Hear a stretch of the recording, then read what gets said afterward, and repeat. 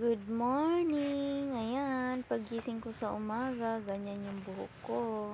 Saka yung pagmumukha ko. Siyempre, hindi maiwasan yung uulbo yung buhok. Alam nyo ba yung uulbo? Yung namunggarang. Hindi ko malaman kung ano ba to.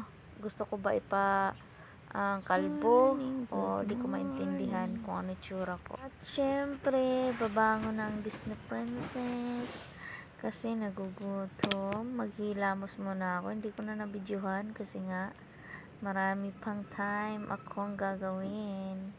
So syempre, nag-ayos muna ako niya ng higaan ko at bababa na ako niyan pagkatapos ko maghilamos.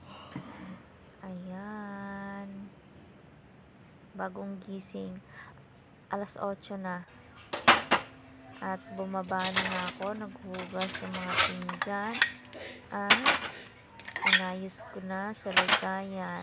At syempre, para makapag-ayos-ayos na rin ako ng iba. Ayan,